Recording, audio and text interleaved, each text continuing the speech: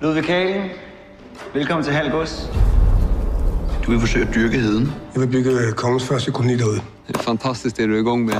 Jeg får redan en känsla av liv her ute. Heden er Guds natur i al sin pragt.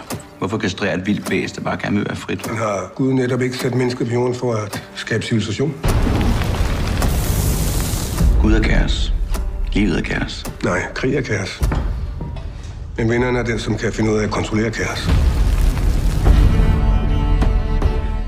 Det er min jord. Det er kongens jord. Jeg arbejder for kongen. Hold op med at tale om kongen, som om du kender ham. Han ved ikke engang, du findes. Og du kommer til at lykkes med at bygge din koloni derude? Ja. Hvis du bekriger ham, så risikerer du alt. Schenkel stopper ikke, før han er vundet. Jeg har brug for dig. Du vil bare have din adelige titel, så du kan mænge dig med de fine folk.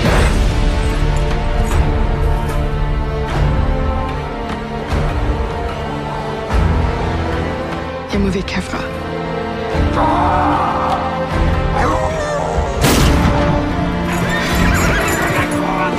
Vi vil fan inte dö för det är ett helt projekt.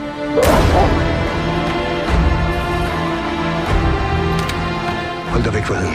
Er det forstået? Kaos, Ludvig. Livet er kaos.